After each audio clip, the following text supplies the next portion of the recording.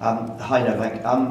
I don't know if you saw what Vasek said last night about organising, and tennis could and should be even bigger than it already is, if only the people organising it were doing their job properly. He highlighted the balls, he highlighted playing late at night and then early in the morning, and injuries. I just wondered whether you heard that, but also if you'd like to add something. No, I haven't heard that. I actually saw Vasek just before I came here to see you guys, but I haven't seen his statement on that. But there's been a lot of discussions on the effect of the different balls and basically every week on the joints and the wrist and the shoulders and the elbows. And I think someone told me that in terms of injuries this year comparing to other years is drastically has gone up. So in terms of the balls, I absolutely agree. There should be some discussion on that. I actually spoke about that with Andrea Gaudenzi, the ATP president, and Massimo, who's the CEO, in Paris during the Paris-Bercy week. And I shared my opinion and my views, and then obviously they are thinking about various different options and ways of how to regulate that and how to make it better for the players and prevent injuries. In terms of the scheduling, I think there has been a lot of criticism and a lot of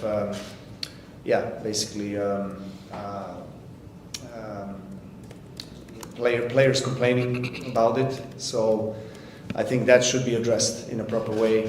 Obviously, Davis Cup and ITF is regulated differently from ATP Tour and from Grand Slams. You have different governing bodies, different schedules, different broadcasting demands. In the end of the day, we know that the TV is the one deciding, fortunately or unfortunately.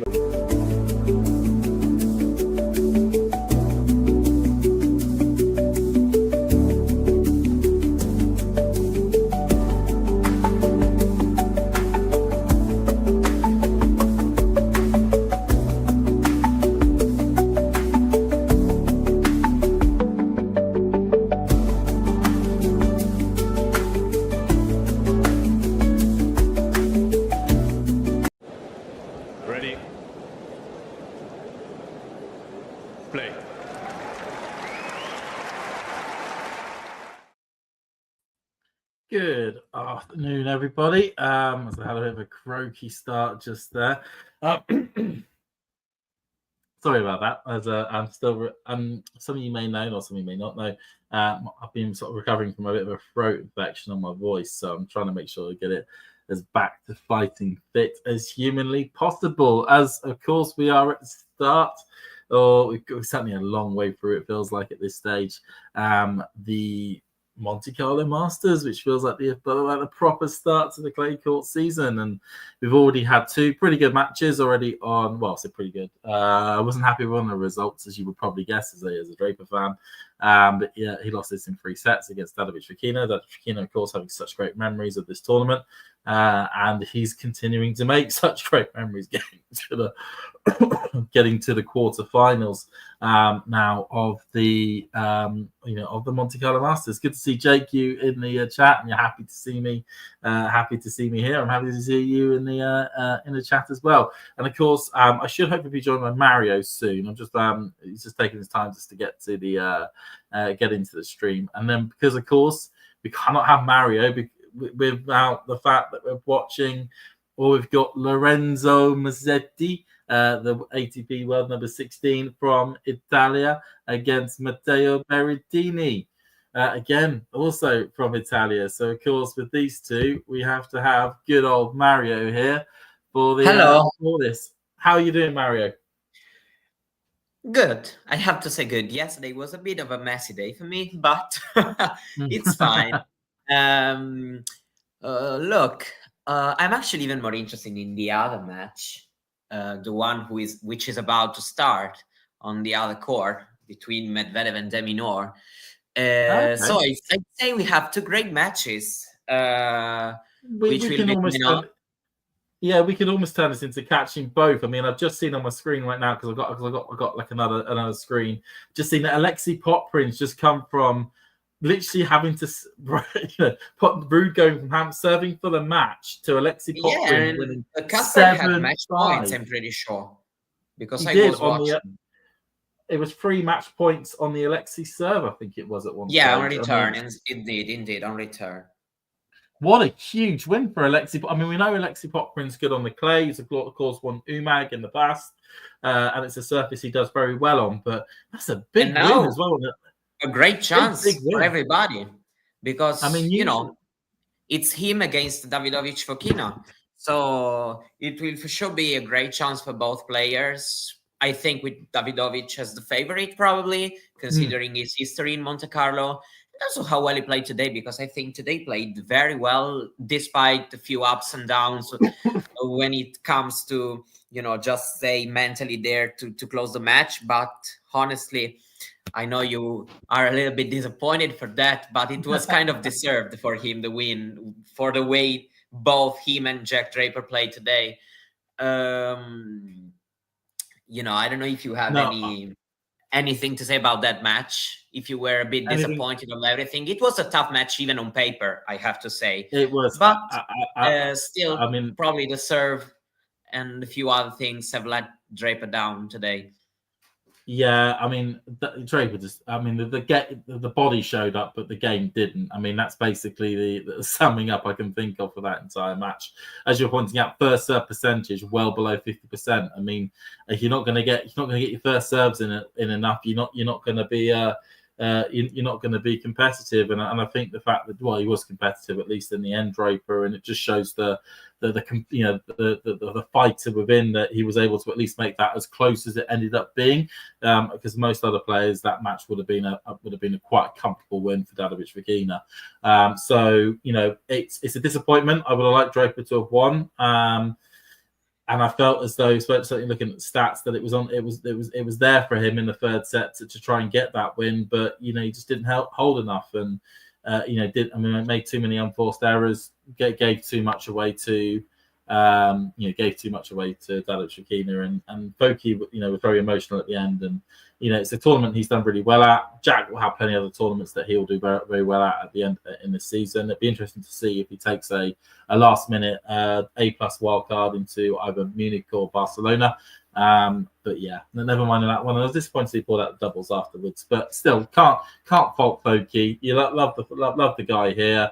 And he's now has a match against Alexei Poprin for a place in the semi-finals of a Masters event. These Masters events having these openings and gaps or openings taking place in the draws just seems to continue more and more.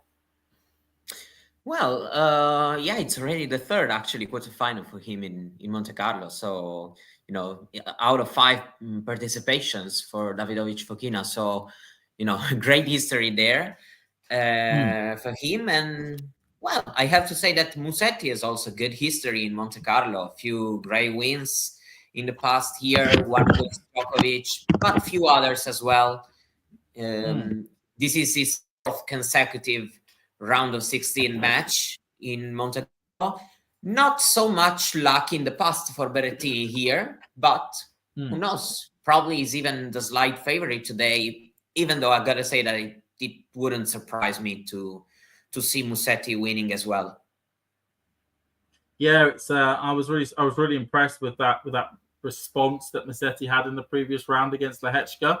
From going 6-1 down and looking very second rate throughout the entirety of that contest, to then come through to be able to win that in 3 sets, I think was a really outstanding performance from the lad. And it's a big time of the season for Musetti.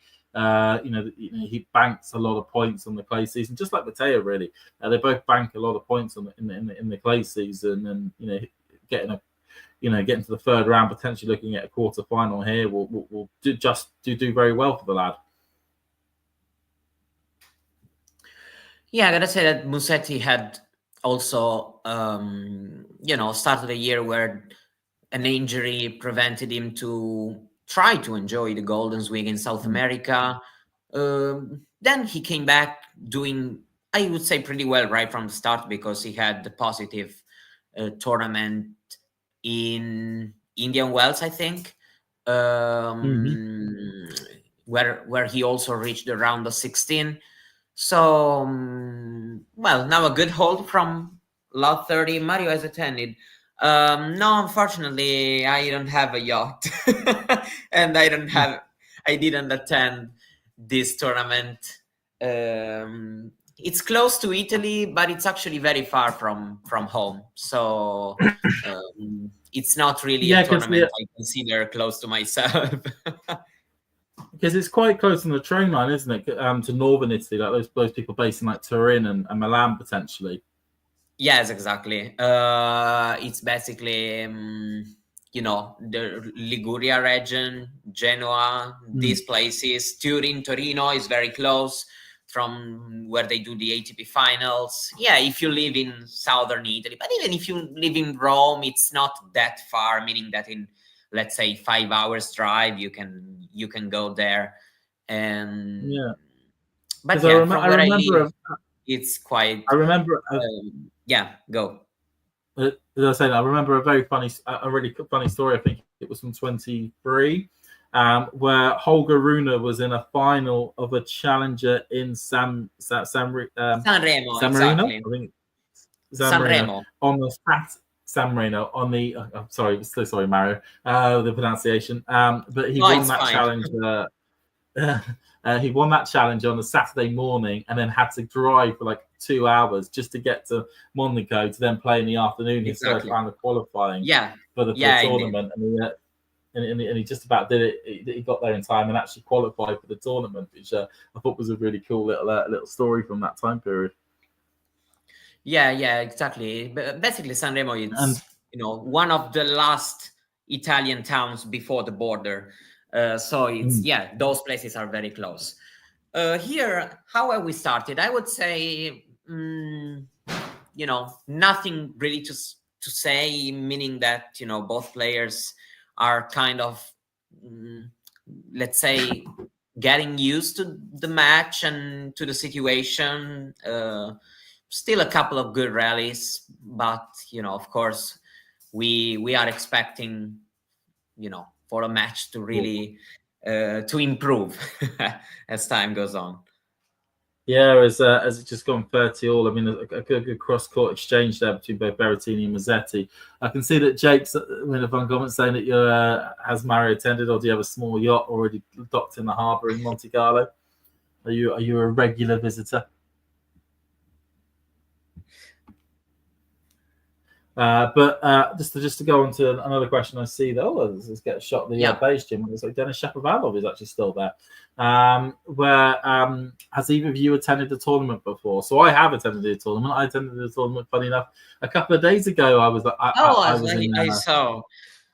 Yeah, and I saw firsthand what a Frenchman versus an Italian contest was like. It was Davis Cup-esque. And bizarrely, actually, even though the country club is technically based in France, it felt like there were more Italians in the crowd than there were French people. It was a fantastic experience, really. And I've been a few years ago as well. And it's bizarrely, although you feel as though you hear the word Monte Carlo, you think it sounds quite exclusive, whatnot. It's actually a tournament where the ticket prices are fairly reasonable, even for the big court throughout the week, and it's very easy to get to travel wise. Nice Airport is usually the main place people fly into, with there being a train service dedicated to get people to the Monte Carlo Country Club. So it is very much worth, if you haven't already, get yourself there. Take that off your bucket list. It feels like. The two hottest guys on tour. I don't know. But yeah, I mean, I cannot say. Maybe they both better than me. So. Yeah, maybe Musetti grew his hair out properly again, and then we can entertain that prospect. Obviously, one also say something that it's happening. Oh, bad mistake here by Matteo. Whatever. Want to tell something that is happening behind the scene here.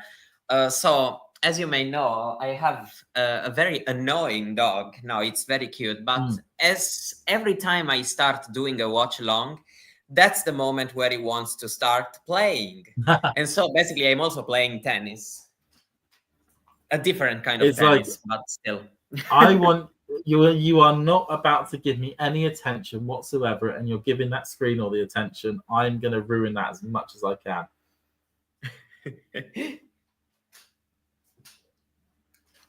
Well, as you get exchange cross court, good backhand from Musetti up the line, backhand. Slice backhand from Musetti up the line, Berrettini. Cross court by Musetti. What a cross court by Musetti. How do you expect Musetti's backhand to be used today? Because, you know, Musetti has a great backhand also with the slice, but of course, you know, the slice against Berrettini can also, as it happened here, even though Musetti then won the point, can also help Matteo in, you know, turning around and hit the forehand.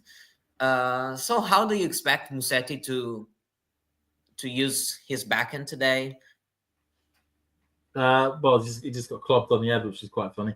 But how do I expect to use it? Very, very defensively. You know, cross-court exchanges, as we've seen at the moment, just to be able to get good depth on the shot. I mean, maybe if you can work it as an attacking shot down the line, it may go for that.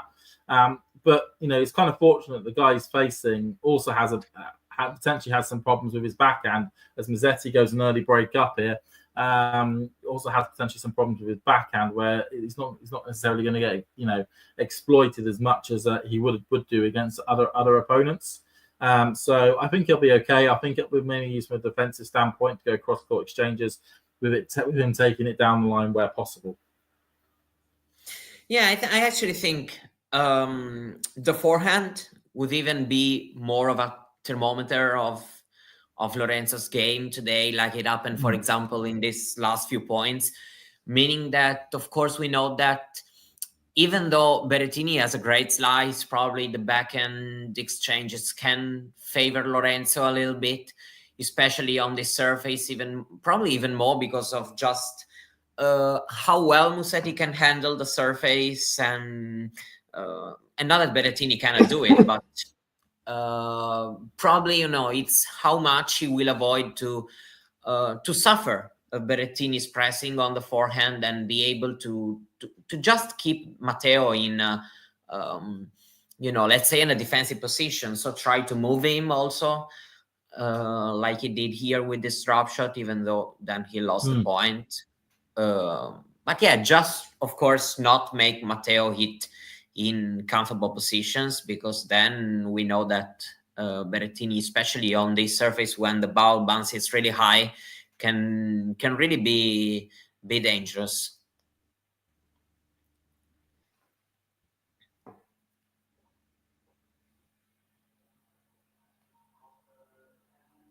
Yeah. Yeah, you kind of cut out a bit there, Mario. I think that's more of a fault of my end. Just try and close that down.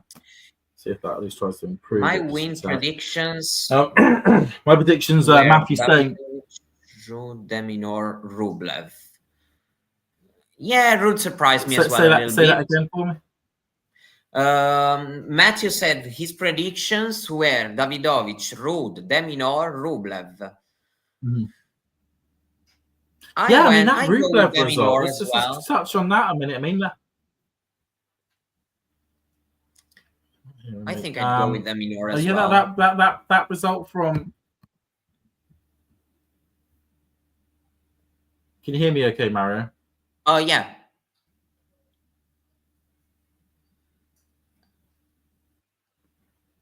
Can you hear me?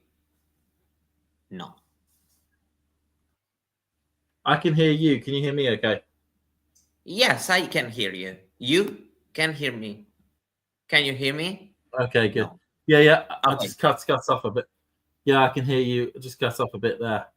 Just trying to close some things down to see if that will give me a little bit more bandwidth. As Musetti at the moment looking like you may have to keep me an update from the de Minaur match. As sure. I'll close that stream down just to try and see if it will help. All goes to that. Comes back from Musetti. Free love. I can hear you, but on a delay, Mario, from Jake. So Musetti had a really that Rublev result was a bit. Yeah, go.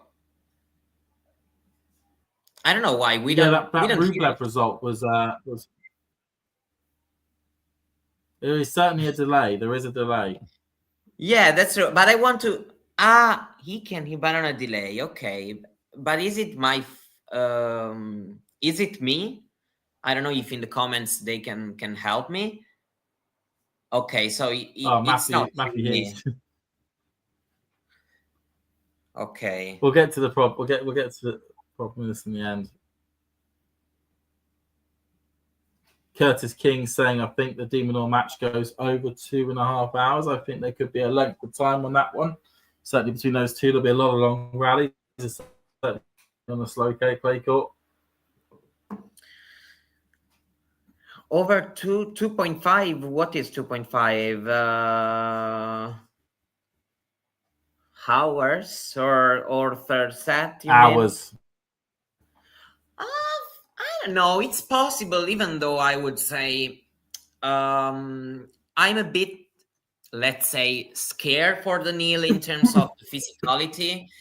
Because his first two matches have been very, very physical. Both have lasted almost 3 hours, and so I would say that Daniil can win today, but in my opinion, it has to be, clutch, unlike what he did in the first two matches. Because if the match goes long, and then I think it will be very, very difficult to him against a Deminor, which should have way more energies in the tank.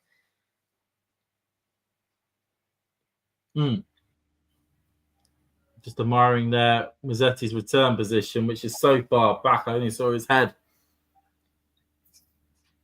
behind the backboard.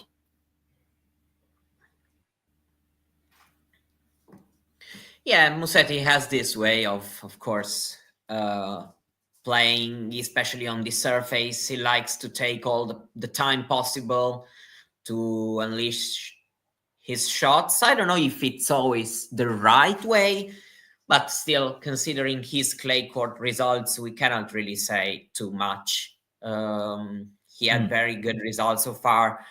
Probably there are a few matchups where staying a bit closer can try to help him, but at the same time, I mean, he has also these shots that require a bit more of time. That said, of course, lately he has had good results more or less everywhere. We have also mentioned a lot of times, rightfully so, the Wimbledon semifinal. So he can for sure adapt, but yeah, on clay, and I mean, it's a strategy that many players use on this surface, so it's, I think, perfectly fine.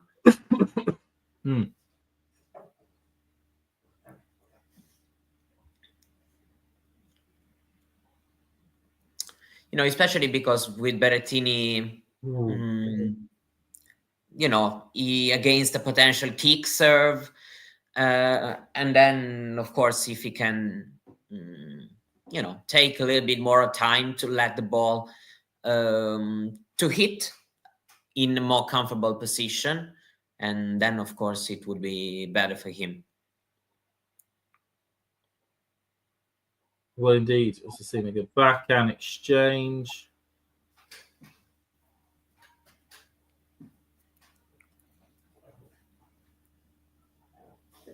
Interesting as well, as we're saying, Casper Ruud losing in the third round means that he drops 550 points off his ranking, and will now drop down 3 places to world number 10. Not a good week for Casper, especially as he also has 500 points next week to defend in Barcelona. Yeah, I gotta say that for me today, it was probably a bit disappointing from his perspective, even though Popyrin can play well on clay, as you said. I think it was a match, Casper probably should have won. I probably would have expected a potential loss tomorrow against Davidovich Fokina, first of all, because it's a tough matchup for Casper usually, and also, of course, because of, Davidovich playing so well this year.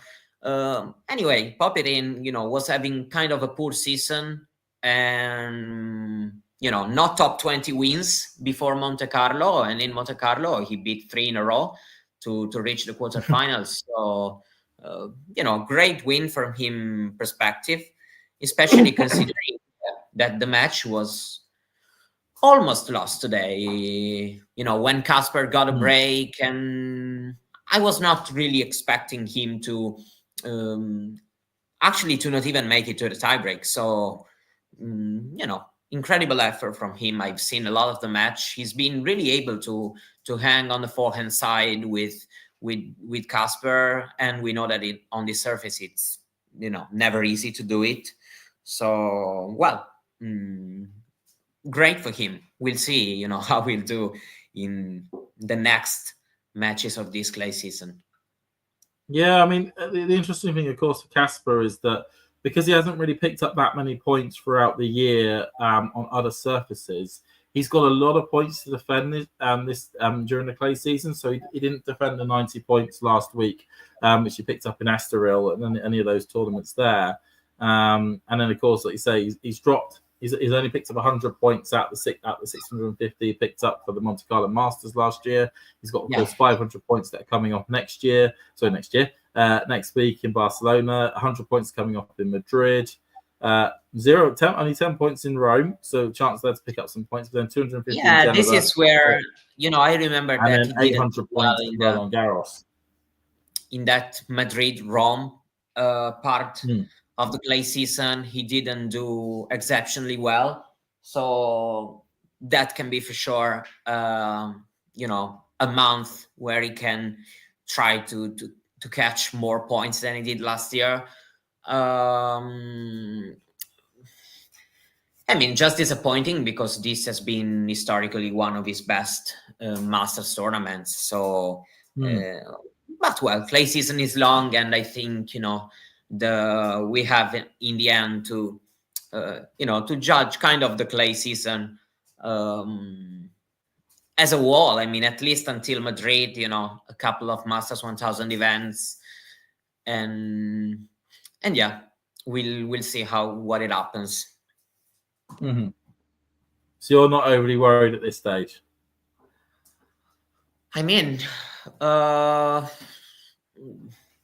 Not really. It's bad loss, but at least I want to say another tournament. That's basically what I want to say.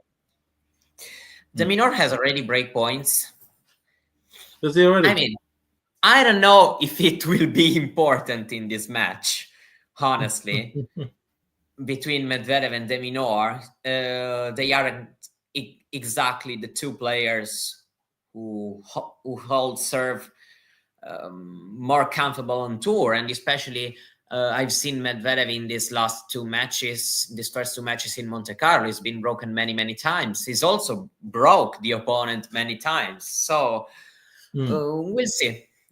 I don't know if it's incredibly important to break in this matchup. No. And Musetti just hit a double fault trying to get to 4-1. So, not firing on all cylinders yet from the young Italian. No, it's a bit of an up and down clash so far.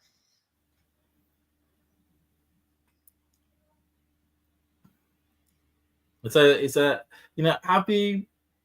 Thinking about Musetti, do you think he hasn't necessarily had the best first 3 months of the year? Were you concerned about that, or do you think you missed opportunities, or just unlucky with potential injuries and whatnot? Well, no, I would say that I think the injury probably played a part as well, because who knows, maybe he could have had a good tournament in South America, which could have,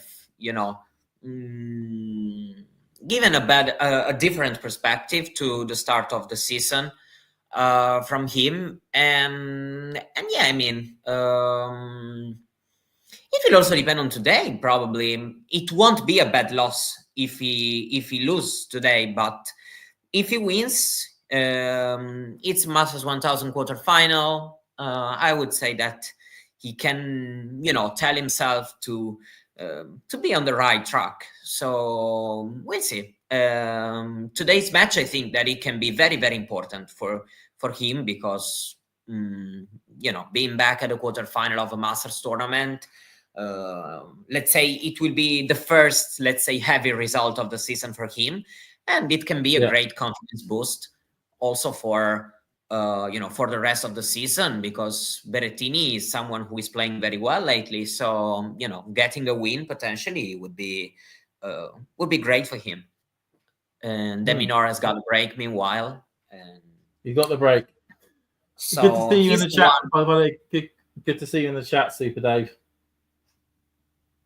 Hopefully it's not too early in the morning for you in Texas at the moment. Do you think the Alcaraz documentary will be any good? I don't know. I'm honestly not really interested in these things. But because I don't watch these things even outside tennis. So, for me, it's just difficult to take the time. I'm always prioritize, watch live sport. And so I think I'll probably watch it, but I won't be there the first day ready to watch. I'll take my time. That's what I want to say. So, but I don't know what to expect. It's tough to say without having seen anything. But covering the path of one single player, I think it's difficult that it won't be good because but yeah, we'll see. Everything can also disappoint us, that's for sure. But the risk is in my opinion not as big as with the other thing. Basically, I would just say that it kind of depends in your interest in that player.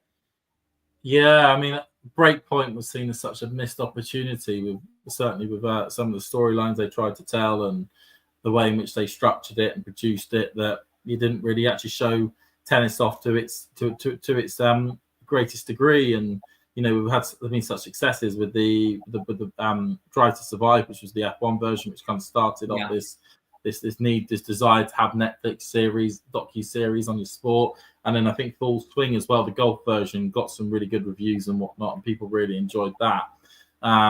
Yeah, I mean, I think that when you have a situation in the second series where an entire episode is used to basically whitewash a player who has a range of allegations placed against him, it's not a great look for tennis. That's ended up happening. Now with the Alcaraz series, I'm interested to see how it goes. I mean, I don't know about you, Mario. Did you ever watch the Andy Murray resurfacing documentary when that was on Amazon? No, I haven't. Never watched that one. That was a good one. That was very good. I never watched the documentary about tennis. One thing I watched, and then I watched all of them, are the Wimbledon movies. I don't know if you ever watched them. They do it year after year. Was that Gods of Tennis or was that something else? No, it was basically, it's kind of an hour thing, but it's all focused on the tennis. The editions, basically here in Italy, we have a tennis channel free on TV, and they always transmit them before Wimbledon starts. And that's where I think Breakpoint failed. Those documentaries from Wimbledon, Medvedev broke back, as I tell. It's not important. What I want to say is that those movies about Wimbledon are focused on the tennis in the right way. In Breakpoint, in my opinion, there's very few of the actual tennis, and the storylines were a little bit cliche, in my opinion. At least some of the stories. They were very, in my opinion, not really focused on. I didn't watch. I watched a couple of episodes in total, but that's what the first thing that, kind of disappointed me. The way they were showing the actual tennis action and the way they were telling it. I don't know. For me, it wasn't really representative of also the ups and downs of a match and what happens on the court. because I don't know, tennis is much more than what happens in the locker room, and I don't know, they could have created a better, in my opinion, atmosphere and adrenaline. Mm.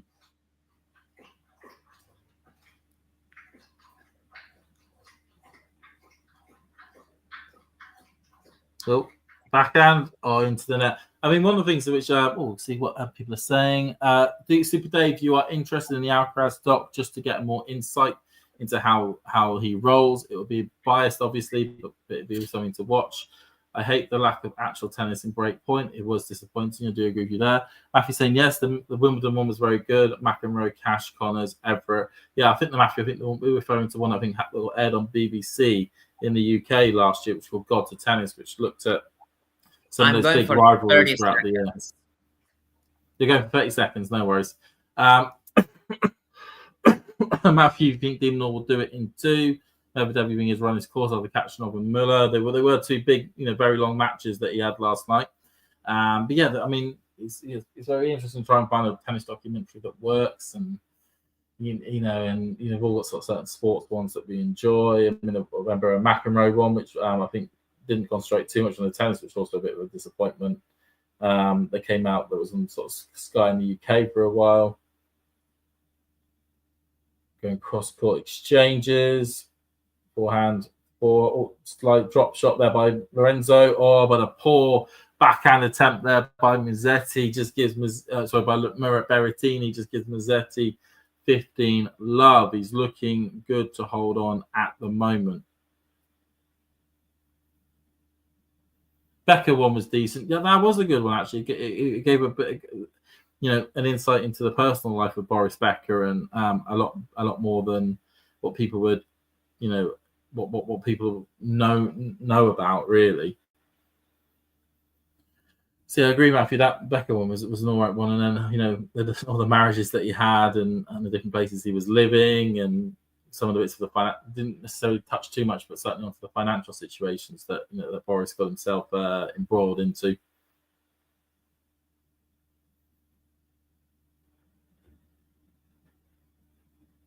Great point show. Agree with you there, Sean, about some of the interesting characters weren't really present. Okay, so 15 all at the moment. Goes down the tee for Musetti. Backhand by Berrettini. Forehand by Musetti. That goes wild. Berrettini's very happy with that one there. Puts him 15-30 up on the Musetti serve. So isn't a cakewalk at the moment just yet. Hello. Hello again. Here we have another break, by the way.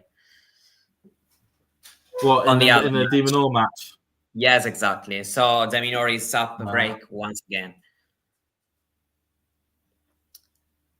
Cross court by Musetti, forehand by Berrettini into the net, and that makes it 30 all. Berrettini's been a little bit dangerous here on the Musetti serve, but hasn't got that break point just yet. Yeah, that's it. I feel like he's always been into those games, but still never really able to build himself a real chance. While Musetti's been a bit more clutch in that, meaning that he's been able to create a chance and has used it, and this is making the difference in the end.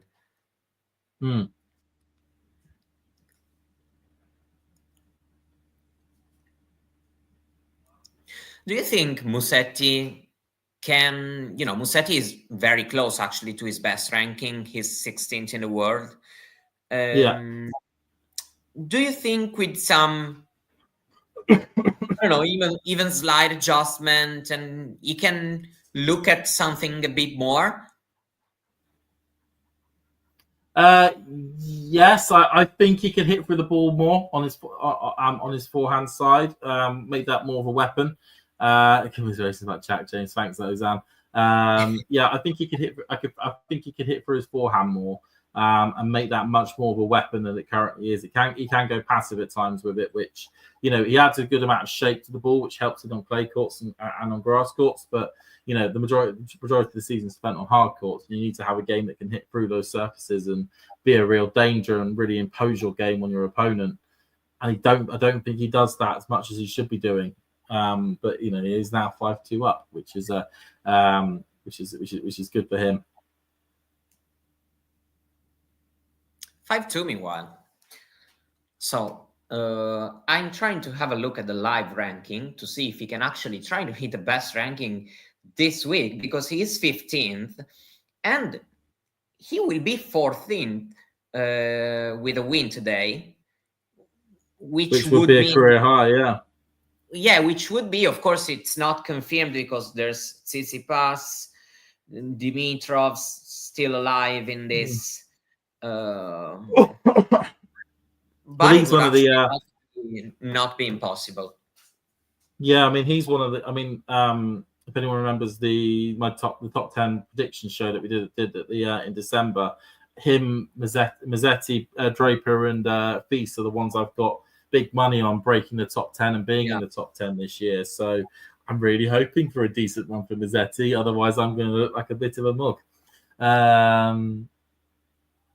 In this, so this is the time. This is the time of year for Musetti to make hay while the clay and the sun do shine.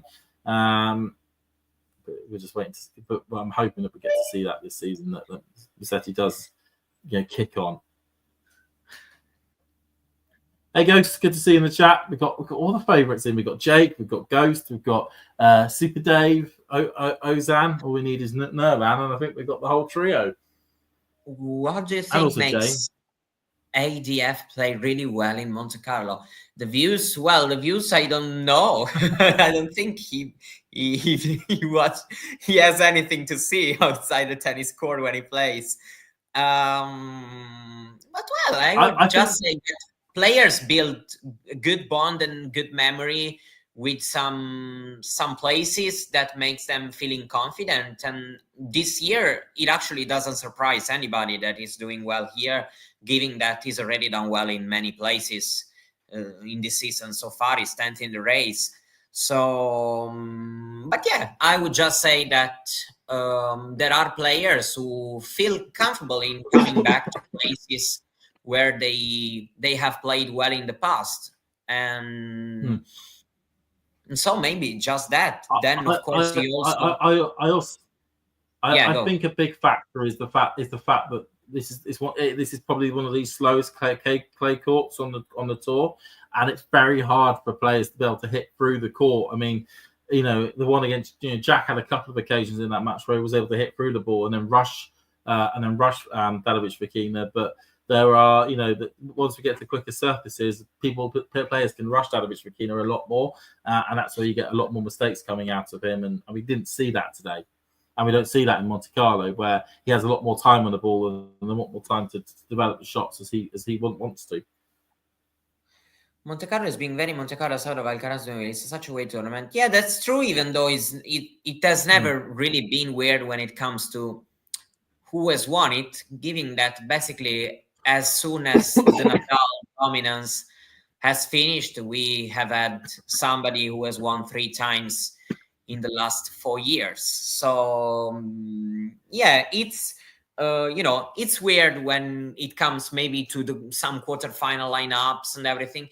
Even though I gotta say that we hadn't had many weird semifinal lineup, for example, lately, because I don't know, last year we got Sinner and Djokovic in the semifinals. 23, it was Sinner, Rune, Fritz, Rublev. I mean, all players that are, reaching master semifinals even outside of Monte Carlo. We'll see this year what happens. Probably more Madrid. I think it's been more random lately. I mean, has Madrid been random lately? I mean, okay, granted, Rublev winning it last year and having playing FAA in the final, but FAA got there because of some bizarre walkovers that, throughout the entirety of his run to that stage of the competition. But it's had. Oh, my brain's gone blank for a second. It's had Alcaraz for a couple of years before that. That's true. But for example, the second year where Alcaraz won, basically get struck in the final. Yeah, it was Struff against, and then it was also Karatsev in the semifinal. I think it was a semi-final or a quarter-final. No. It was I also just the remember tournament that, what was. I yeah. just remember that final. The first one in 22 that Alcaraz won. We beat Zverev, and Zverev that basically just knackered himself the night before because they having to play it really, really late and him getting absolutely steamrolled by Alcaraz like 2-1 or something. Well, now we Like can an finally hour. say we have a break, meaning that de Minaur has held his serve, so he has confirmed the break, and now he's up 3-1 in the first set, and actually playing better, I have to say, that Medvedev. De Minaur looks in charge of most of the points, attacking more. Two players that it's weird when they match up together because they are both kind of counter-puncher player. They don't, usually they don't like being too much on the front foot during the rallies. But yeah, I mean, I would say that I was expecting Medvedev being a bit in trouble, meaning that if you are not 100% physically, especially in terms of energies, then de Minaur, it becomes kind of the perfect match for de Minaur when he can prevail against you where he excels. So in the physical part and let's say the cardio.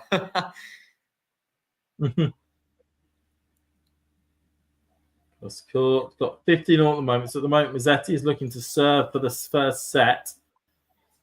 And a rally here. Oh, but a bad backhand into the net there by Berrettini.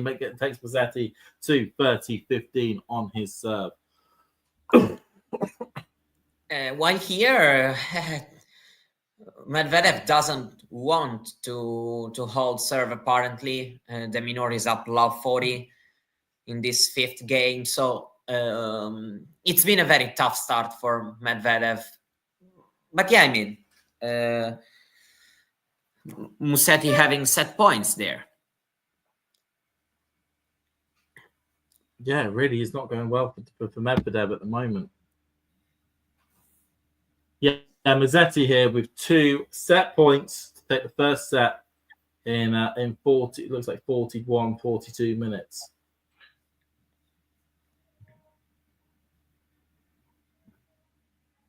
What do you think Musetti is, having the edge so far in this match? Why he's been able to build this lead over Medvedev. Sorry, I'm confused. Against Berrettini in this clash. He's not making as many mistakes, I think, is key. Berrettini has had a few chances where he could have put Musetti away and either hit the net or has gone long or wide. I think that has played a factor, the unforced error count for Berrettini. But I just generally think when it comes to rally balls, Musetti has the edge, and on this sort of surface where where points do go a lot longer. Berrettini has been dragged more and more into more points-based games, and certainly on the Musetti service game. So he's winning more points for the younger Italian in this contest. And what worked really well for Berrettini was that, barring that first service game where he got broken, he has at least been able to keep Lorenzo at bay. He's going to have to do that a lot more in the second and third set if he wants to win the match. Because if Musetti gets a break, it feels as though he'll see off the rest of that set. Yeah, so Musetti, this is Tsitsipas quarterfinal, true? Yeah. The winner of this match will face either Tsitsipas or Borges. So, well, okay.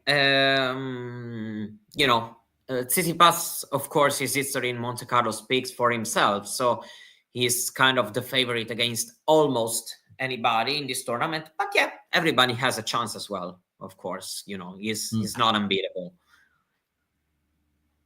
I'm glad to see Jake agrees with my assessment. I'll take that as a positive.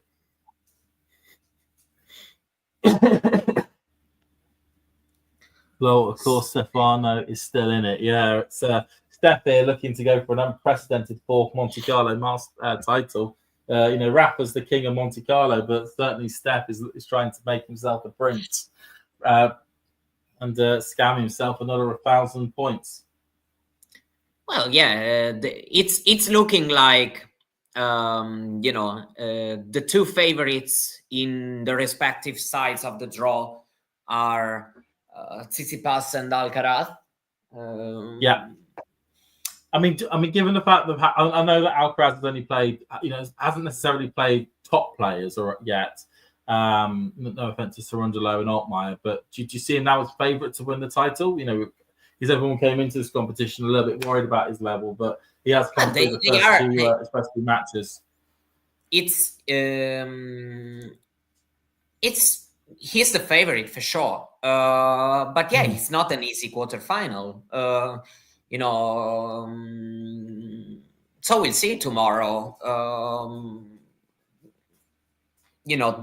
I can see Phil's doing something because of the way he is playing. But yeah, I feel like he's favorite. But yeah, as Sean said, Tsitsipas has big struggles in that matchup. But if there's a tournament where we can imagine Tsitsipas being able to overcome even tough matchups, this is for sure Monte Carlo.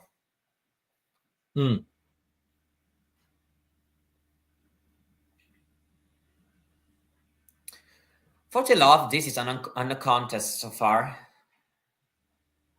especially after. It's not a contest, did you say? Yeah, that's so.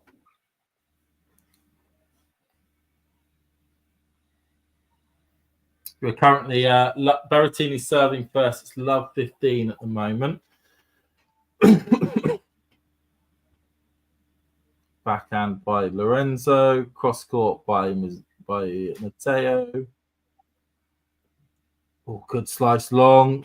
Great slice long from Musetti, right to the feet of Berrettini on the line. With Berrettini basically pushed back and unbalanced, hits a forehand wide. So love 30 here. So half chance here. Musetti looking to do what he did in the first set, which is get a break on the first Berrettini service game. Yeah. Okay, ball in the air, tries to go down the tee, hits it into the net. So second serve, real chance opening up here for Lorenzo.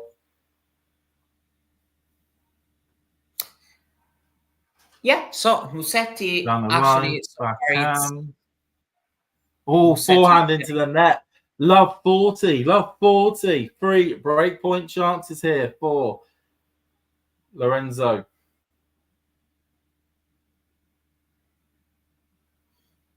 Berrettini just looks a little bit, he's had some pretty poor service things so far. Of course, Berrettini on quite a long winning streak actually on clay court matches. Yeah, he's 19-1 in his last 20 clay matches. Of course, many of these matches have not been played in Masters tournaments, but still. Oh. I mean, the run he went on last year to win, Marrakesh, and then Marrakesh, then have an early exit in Monte Carlo, but unfortunately that was because of injury, losing to Mimik Kecmanovic, but then going on and winning Gstaad and Kitzbühel back to back in the July period. I mean, it was a pretty good run of tournaments from Matteo.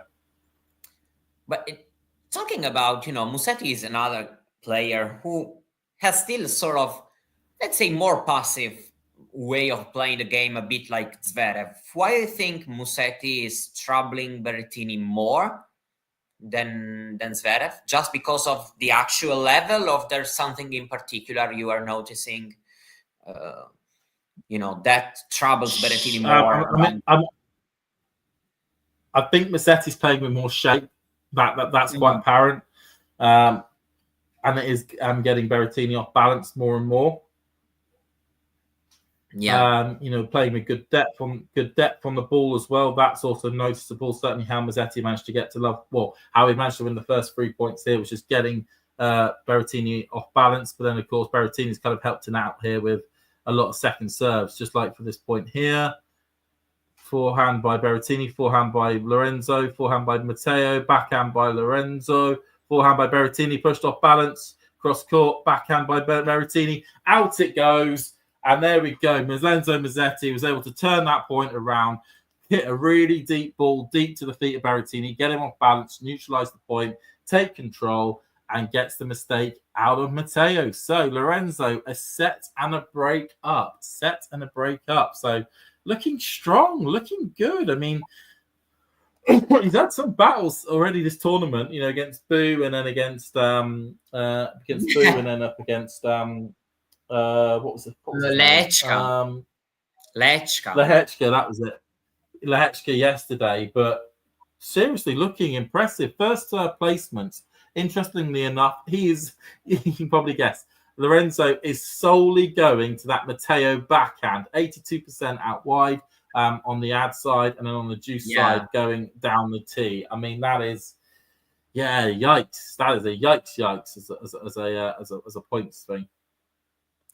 Yeah, meanwhile here, Medvedev has held for the first time in this match, but it may be too late given that de Minaur has a 2-break lead and 5-2 up. So he has 2 service gains and also 1 return game, of course, to try to close this set in his favor. Musetti is being able, I feel like, from the points I've watched, to really expose that side of Matteo's game more than other players have done this year so far, both in terms of the shot in itself, but also the way his movement. Gotta say that, a bit impressed by this scoreline, because, Musetti has played well at times in the past 2 rounds, but, he's also had some downs. So, to watch him playing actually kind of flawless tennis, meaning that, he hit some mistake, but overall he's playing a great match. That's what it feels like. And I know it's a bit stereotypical, but it's just such beautiful tennis to watch. And I know, I say stereotypical because of an Italian being there playing it, but it is utterly, like the shape, the movement, the way he's almost like dancing around the court. I mean, it's mesmerizing at times. Yeah, let's say that probably Lorenzo is single-handed backhand. Lorenzo is one of these players where the difference is very big when he plays well and when he doesn't. The way you can enjoy or not his game. He's not kind of the most consistent player, but when he's on, it's for sure. I think the single-handed backhand helps as well. That he's got I'm not a sort fan. Of elegance. I am not a fan of single-handed backhands, I gotta say. But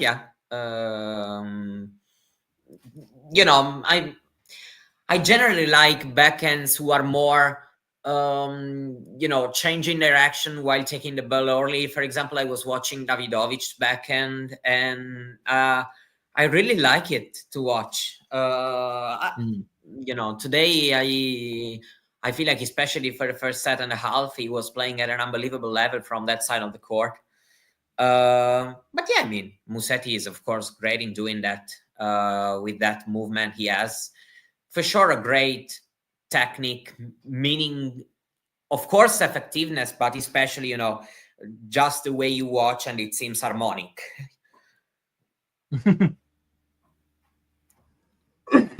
Musetti here, 40-15 up, looking to make it 2-love up in the second. Just elegance personified. It's the artist versus the hammer, is the best way to describe it. Yes, exactly. More or less, yeah. Matteo can play beautiful tennis as well, but everything encapsulated in a clay court performance from Lorenzo Musetti here is just excellent to watch. Yeah, no, it's Harmonic. two totally different kinds of way to totally different ways to play the game. Berrettini is kind of more power, and he has also good slice, but it's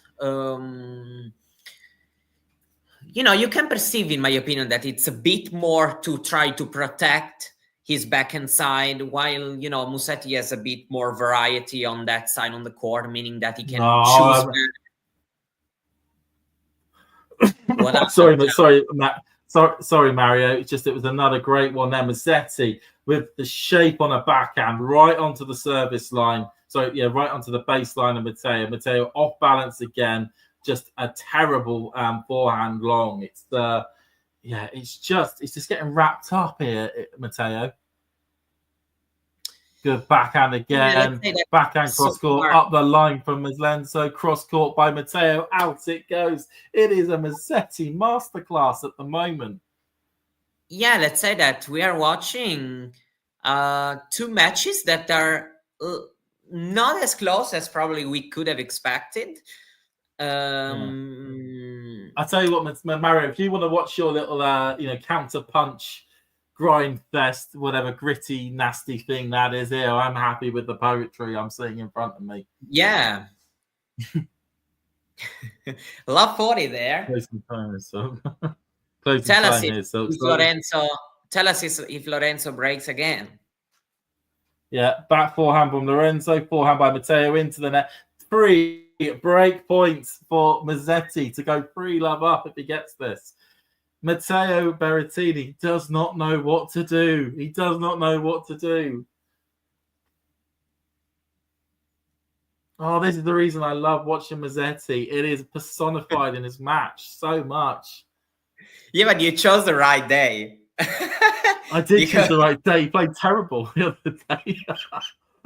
Because, I don't know, yesterday in the first set, I don't think it was the most beautiful thing in the world. Yeah. But yeah, it's normal. Yeah, all the players have ups and downs. I mean, I absolutely love the way Lehechka was playing yesterday, to be honest, until he ended up playing terrible. Just about gets the ball up, forehand by him. Cross court, onto the net. Oh, the luck for Berrettini. He has the luck of the Irish there as it just clips the top of the net and bounces over. It was the Irish, not the Italians there for Berrettini.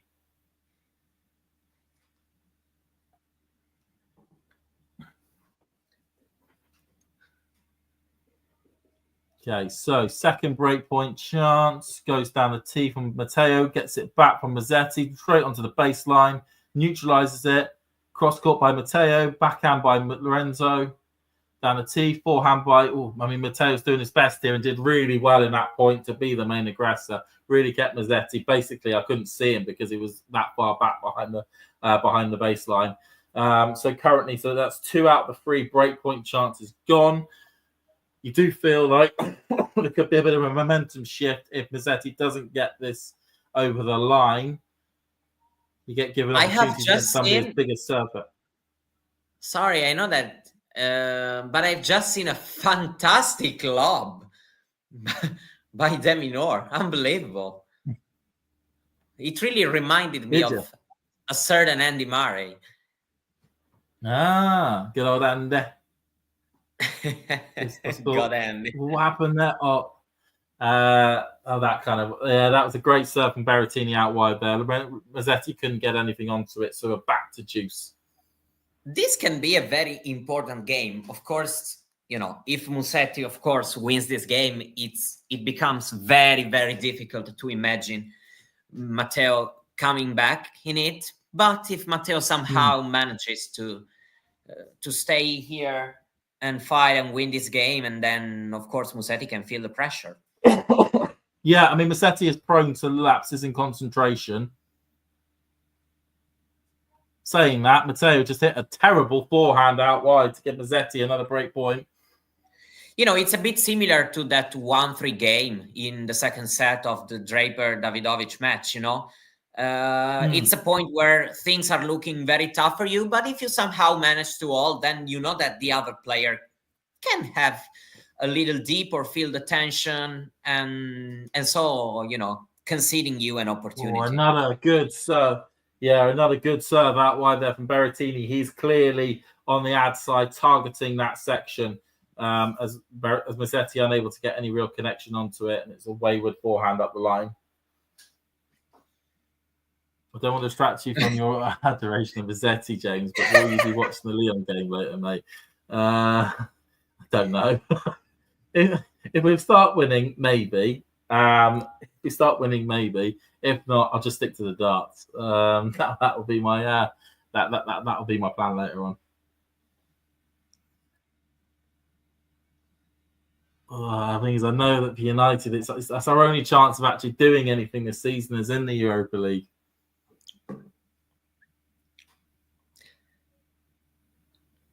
Is there another opportunity for Lorenzo? It's currently Berrettini advantage. Second serve here for Musetti to have a look at, to at least try and get it back to Juice. Goes to the backhand, forehand by Berrettini. Oh, good third ball by Berrettini. So he survives that scare. So only the one break. I forgot the darts is on. I'll be watching both then. Yeah, it's that'll be my nighttime plan.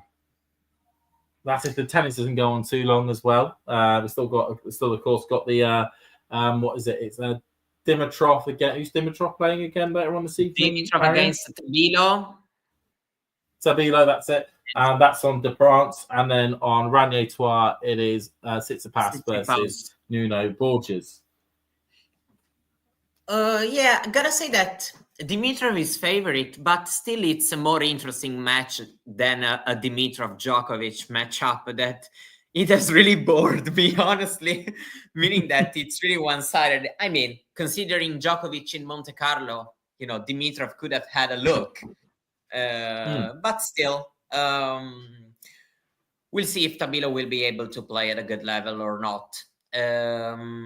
This can be an important hole for Berrettini, while we'll see here De Minaur is up a break in the second set as well. So kind of a similar situation here than, you know, in these two courts so far.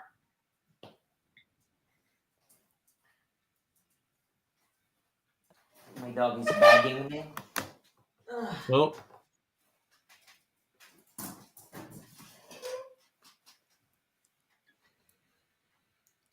Just having a quick gander to see if we've had any. I'm just curious to see if we've got any updates to do with the two tournaments next week. For what? Just in case Draper takes a wild card into one of the two, I'm just curious to see if he does or not, because it's still got the A plus wild cards on their system. Yeah, got it. I'm feeling that we're going to see Jakob. It's possible. You're going for Tabilo to win. There is a comment. I'm feeling Tabilo win. It's possible. I mean, Dimitrov hasn't looked the best version of himself in this tournament so far, so why not? We know that confidence can come and go for players, and when it comes, wild! Oh, yeah. That was a wild forehand from Musetti there, but it is 15-0. Carry on. Sorry about that, Mario. Carry on. No, nothing. Just saying that, you know, we know that confidence can do a lot to a player. So it's possible, in my opinion, to imagine Tabilo doing something today as well. But yeah, we'll see. Has Berrettini had any break point? No, so far. No. I think he's had one. I think he's had one or two in the first set. Okay.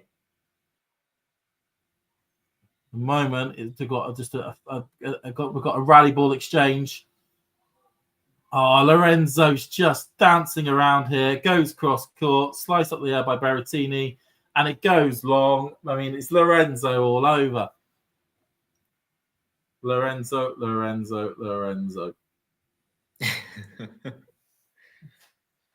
Lorenzo saw that you were doing this watch along and decided to show the best version of himself.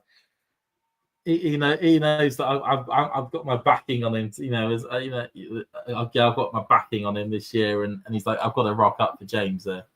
He also knew that you needed to be lifted up in terms of the tennis. My guys that are around about 23 years of age, not done too well for me this week, and he knows, he's like, I'm going to be your guy this week, James. I'm going to be your guy. Well, saying that, Feast is also doing bits as well. Backhand by Berrettini, backhand by Lorenzo, up the line by Berrettini, backhand by Lorenzo, cross-court exchanges down the line. What a Musetti down the line. I mean, geez, that's fantastic. I'm going to lose my voice again if I'm not careful. Geez, that's fantastic. Just plays Berrettini like a fiddle and then pumps it down the line. Boom. Oh. I better be careful. I've got the window open. I'm probably wondering why I keep shouting an Italian name.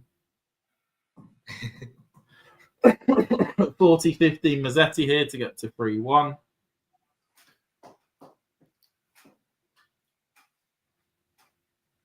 Goes in the middle. Forehand by Berrettini. Backhand slice from Musetti up the line. Cross court. Forehand by Berrettini. Just in charge at the moment, Berrettini, this rally, you would feel. Backhand by Musetti just goes long. Yeah, I mean, he was pushed from pillar to post in that one there. Berrettini was able to take control. Still got a game point, though, to go 3-1 up. Even Super Dave agrees with me, that backhand down the line was an absolute ripper.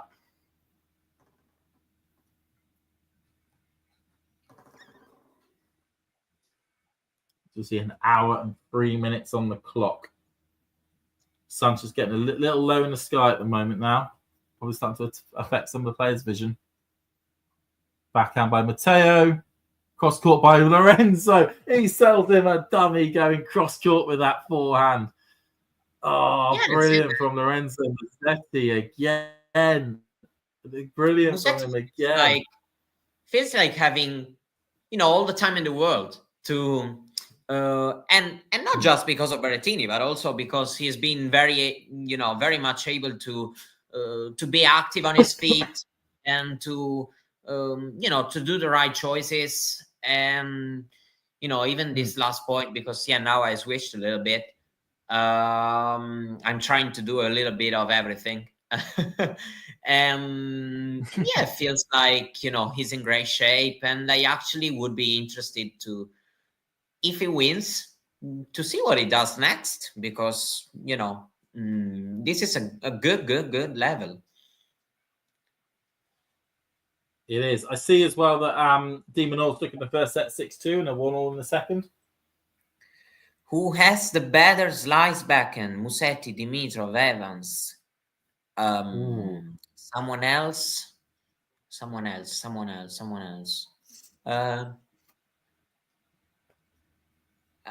Now I don't know. I don't know why I'm getting. Djokovic's slice backhand was always brilliant when he needed to use it. Yeah. I mean, if we are talking just of the slice, Berrettini's slice backhand is very good. He uses it a lot, and the slice is good. It's more on the topspin that he has problems. And about the youngsters, I would probably say, that probably Musetti is the one who hits it, most comfortably.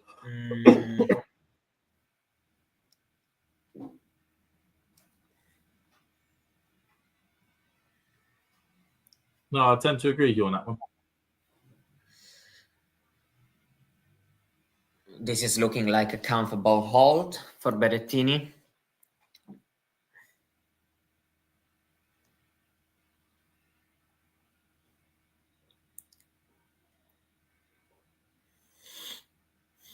Yeah, Carlos has a pretty good one, but I don't know. I feel like it's not really a part of of his game. You know, he usually prefers to hit the top spin on the backhand side, unless he has to do something like a drop shot, or that's why I would probably go with Musetti, because, you know, as good as they both are in the slice, for Musetti it's more of a part of his game. Berrettini, last match on clay without a break point, 2,888 days ago. So he still hasn't had any break points today. Well, we've still got a bit to go, but that's a telling stat if ever there was one. Yeah, 2,888 days ago against Fabio Bernini in Rome in 2017. Yeah, so basically Berrettini was way younger than it is right now, and he still wasn't a top player yet. So his first finals and titles have come in 2018. Then 2019, of course, the biggest wins, the first biggest wins. He qualified to the ATP finals that year. Musetti has really been able to trouble him today, and he's kind of dominating the clash so far. Of course, still, it's just one break, so even though Berrettini hasn't had any break point, if Musetti has a little deep, Berrettini can be back in it. And I think, like I said, Lorenzo is prone to. Oh, what a drop shot from Lorenzo! Push Matteo well out wide. It's not looking likely a dip so far. No. I mean, right now he's just finding every gear in his arsenal. Great drop shot also, because he didn't even need to be that good, because it was more tactically perfect rather than, just all about being technically good. So, he played it. This is fantastic. Oh. This is fantastic. Because the first one was more a tactical thing, and it was perfect from that point of view. But this one was just out of nowhere. I mean, they got all these Italian tennis people that are dotted around going, Musetti, the masterclass. Up the line, backhand line. This is turning to an excellent service game from Musetti there. 40, love. Core.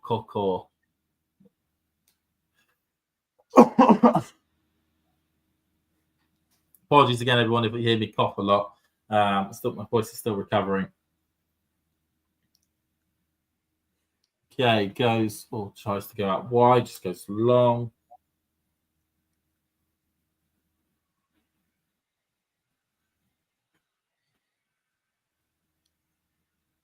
Goes that wide.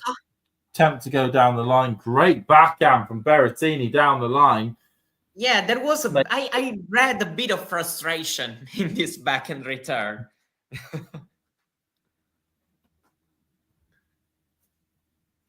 Okay,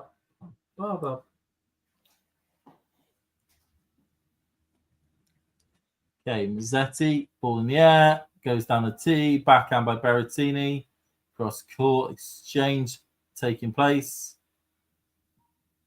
That was a wild forehand by Berrettini, just snatched at that.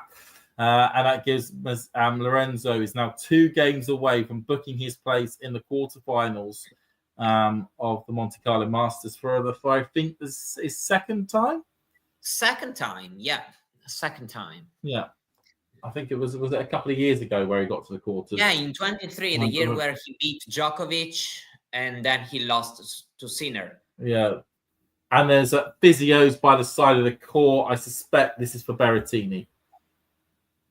At this point, difficult to think it is for Musetti, unless there's something that is bothering him, and I don't know.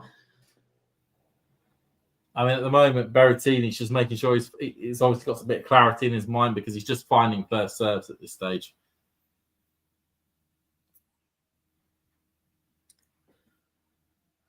On the other match, meanwhile, there have been 3 breaks to start the second set.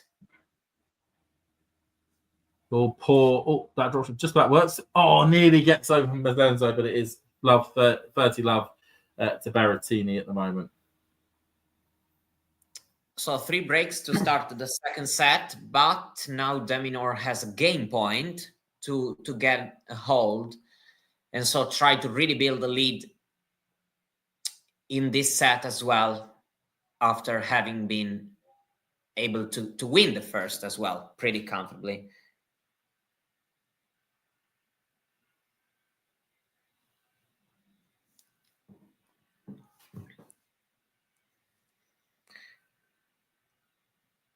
I blame the Nothing Major podcast.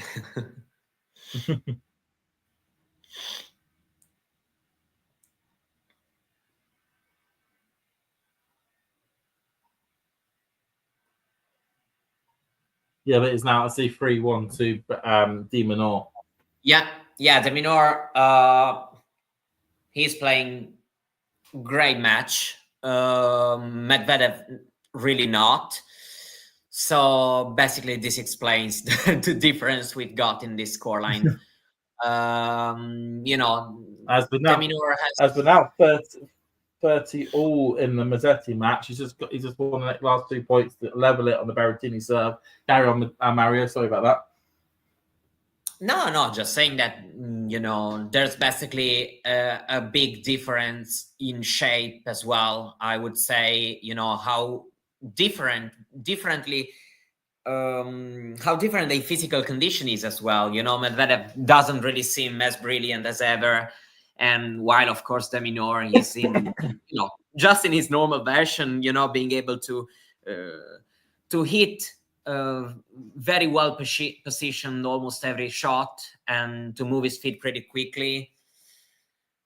And yeah, indeed, Medvedev looks in trouble in this game as well.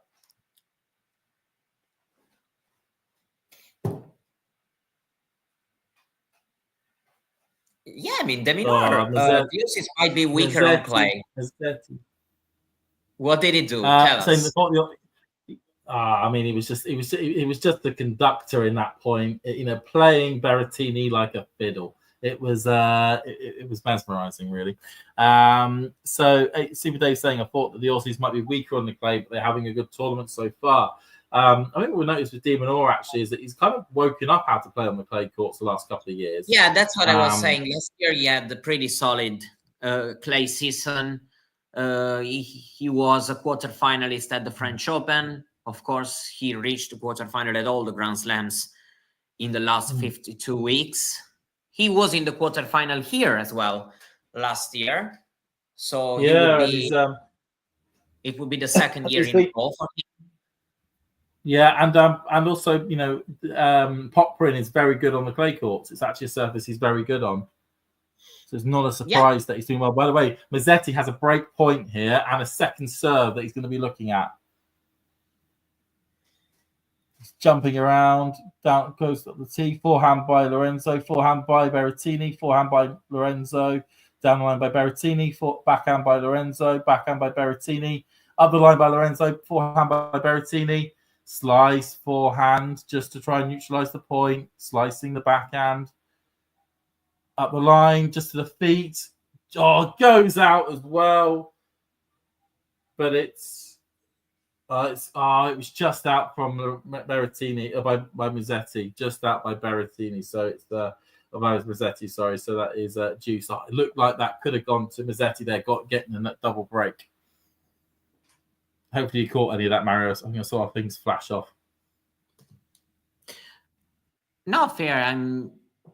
Here we are kind of in a similar situation, meaning that, it's a close game. De Minaur trying to have a second break lead in the second set, like Musetti is doing.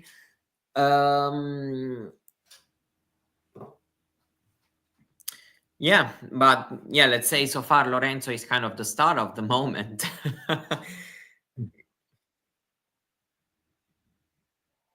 Oh my God. Oh, that's a poor forehand by Musetti. That's the first time I said anything bad against the man all day. But that certainly was on the second serve.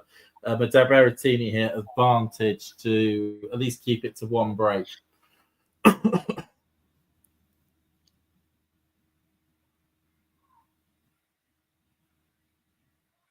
Well, it's certainly looking as though Alex de Minaur is cakewalking to a victory on the other court at the moment.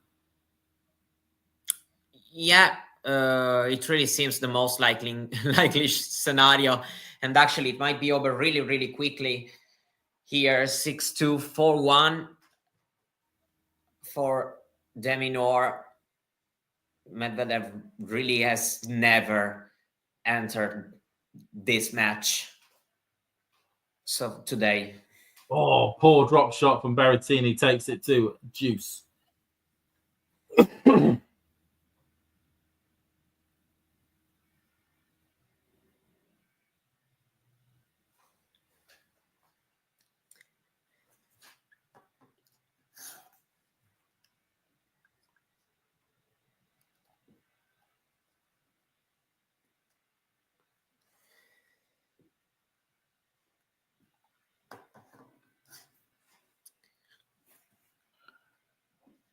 We'll see how that will affect. I mean, Medvedev got to the same stage this time last year, so won't be dropping any points. And actually, I think because of results, because of other players dropping big amounts of points, Medvedev will be back in the top 10. This year got one more win actually, because last year he needed to win just one match in order to advance to the round of 16. Fair point, yeah. Whereas this time around, he's won 2 matches because he was a seed. It didn't get one of the seeds that didn't get a bye into the second round. But it looks as though Medvedev will most likely return to the top 10 this week, which I know we're all quite taken aback when his Miami points came off and he dropped out the top 10. Yeah, let's say that it will be a bit of ups and downs, because probably if he enters the top 10 this week, he will be safe until Wimbledon, probably. Because he's not got that many points to defend throughout the clay court season, or at least the points he has to defend, he can probably do quite easily. Even though there was a Madrid quarterfinal. Fair enough. Yeah. By the way, let's say the physio. Yeah, physio for Berrettini.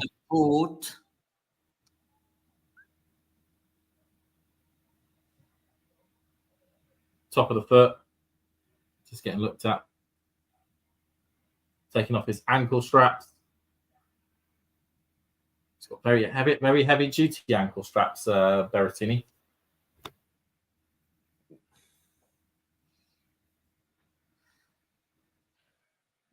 I don't know if the ankle okay. Yeah. Oh, I like the fact he's got the Davis Cup as a tattoo. Yeah.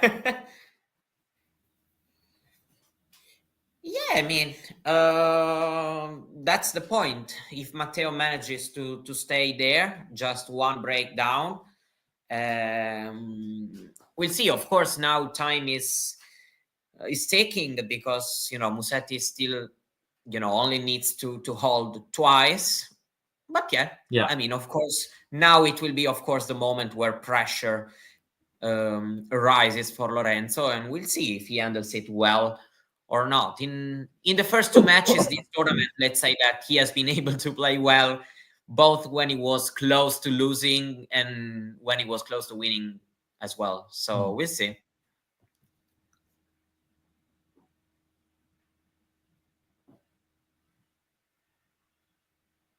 Yeah, and also the interesting stat point here is that this medical timeout, which has probably been taken at the moment, is just before Musetti is going to come out and serve, which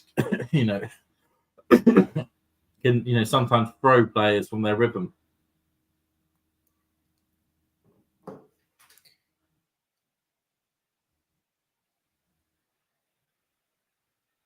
Yeah, but I didn't understand the problem.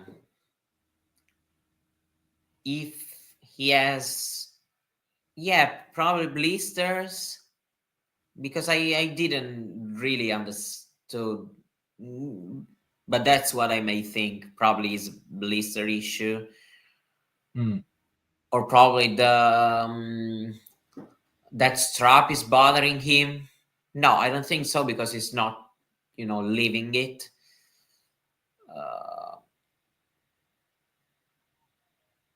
He's not wearing it off, so he is actually adding.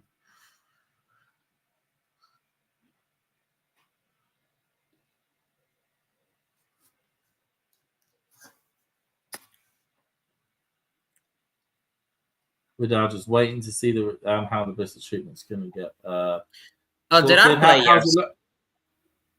There are players who wear a couple pair of socks as well. I think I've seen it a couple of times.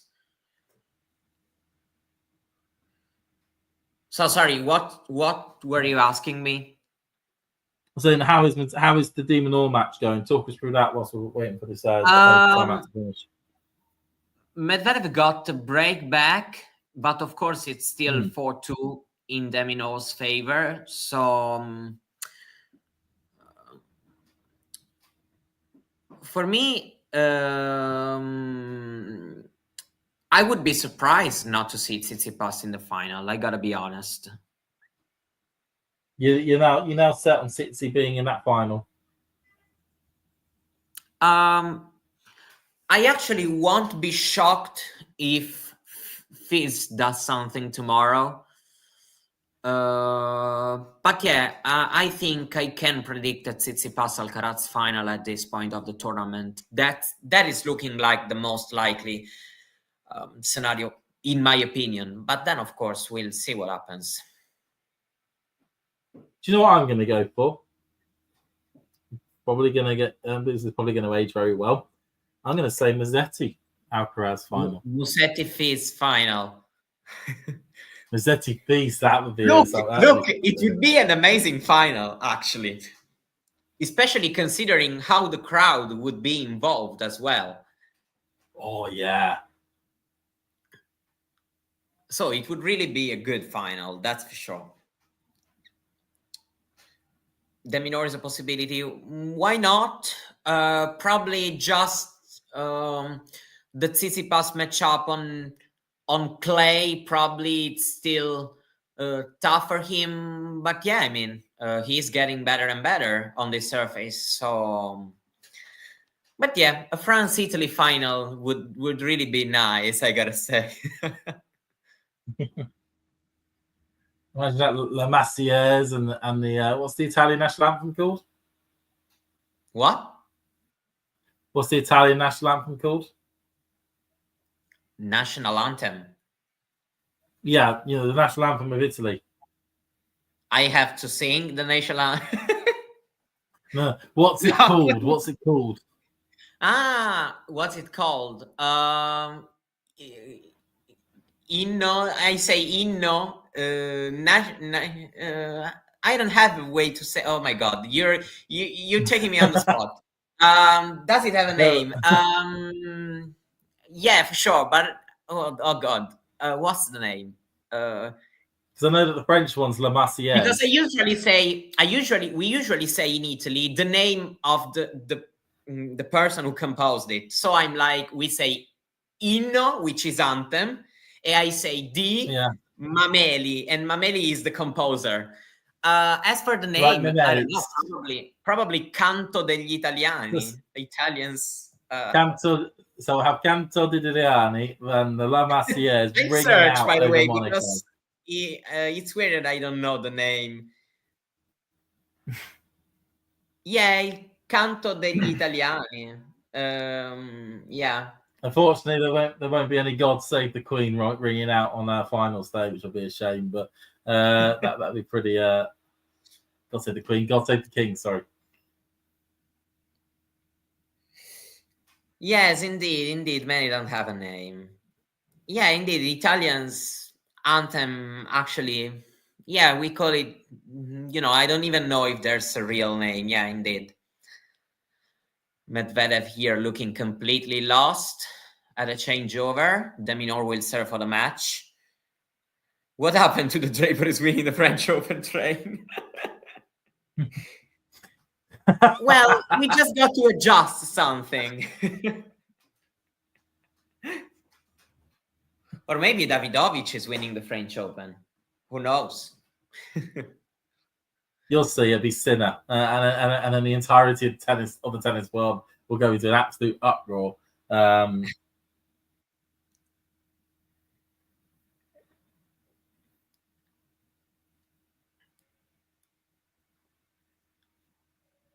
Musetti here, though, is now 5-3 up. 1 game away. James, can you end the stream? Going to try and chase down PCB. No worries, you go chase down PCB. Honestly, I don't think Fizz is the sort of player who gets, kind of scared if Alcaraz does something, incredible, meaning that, I don't know, it feels like he's also this kind of player. So, somebody who plays well in heated atmospheres. So I think he could handle fine those moments. No, I think he'll enjoy it as well. He'd want Alcaraz to be playing his best.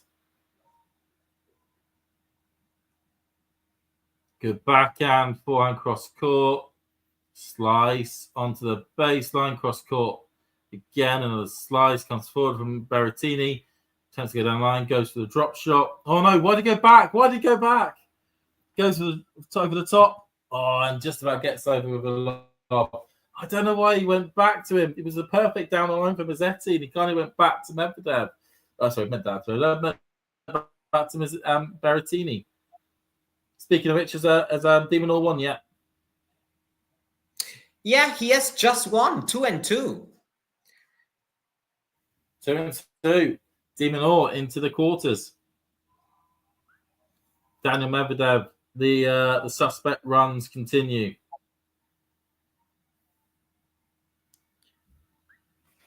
Right. De Minaur looks good in the ranking and in the race as well. He does look good. He's having another really solid top 10 year from the Australian.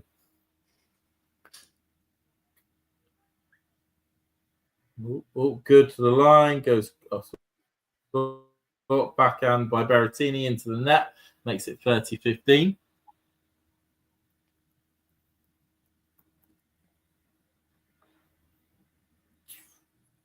It looks as though we're not going to have too late a finish in Monte Carlo tonight. No, looks like they won't. They never finished really late, but at times, there are some matches. I remember Rublev against Nadal or Tsitsipas against Schwartzman. There have been matches that have finished quite late. Oh, I remember that one, yeah. Yeah, we've not had ones. I remember I think there was a Zverev versus Medvedev match that went really late at once as well a couple of years back. Yeah, that's true. That's true. That was quite fun. We've usually at least at this stage had at least one match where one day where there's been like what feels like an entire night match that may have started at like 7 or 8 o'clock local time. But this year we haven't really seen that, and there's been no like real there hasn't been like a couple of big epics on one court yet. So this match is over. Let me switch.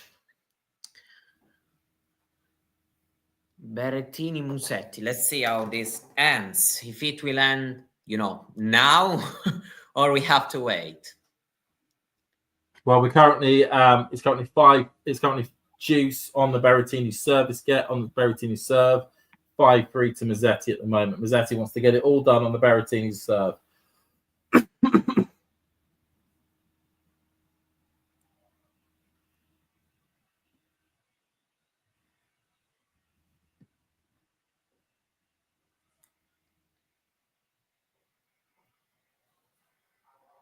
And the tee, Match all point. into the net. Match point, Lorenzo Musetti to book his place in the quarterfinals. And a potential matchup with Stefanos Tsitsipas if he gets through Nuno Borges.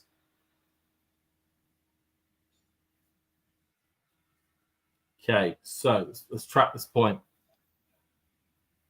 You expect Berrettini to go out wide. Goes in the air. Goes down the tee. Goes long. Interesting choice. Change up there. Second serve here. Something Musetti to get a handle on. Goes in the air. Goes in the middle of the court. Forehand by Musetti. Forehand by Berrettini. Slice by Musetti. Up into the net by Berrettini. And Lorenzo Musetti, absolutely happy as can be, takes the win against Matteo Berrettini. Stopping, not even having given great performance, not even giving the big Italian any break points in that entire contest, and is able to come through 6-3, 6-3 in just under an hour and a half. Absolutely brilliant performance from Lorenzo. Looking good, looking strong, looking like a potential finalist, Mario. I won't say anything. But yeah, a performance like this can trouble his next opponents as well. So we'll see. For sure, I mean, we watched a great match by himself, a great performance. Also hitting with lots more confidence than he did in the previous rounds.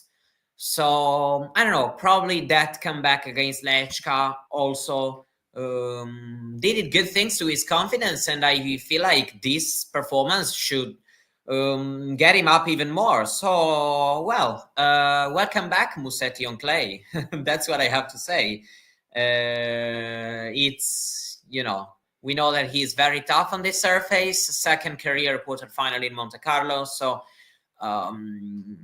a tournament where he usually does well. And now we see either against Borges or Tsitsipas, but especially if it's Tsitsipas, it would be incredibly interesting considering Tsitsipas' record in this tournament, and we'll see if Musetti would be able to trouble him if they get to face each other. But in my opinion, this Lorenzo can trouble many players. That's for sure. Yeah, he is going to be certainly on the side of the draw where we've lost Djokovic, we've lost Zverev.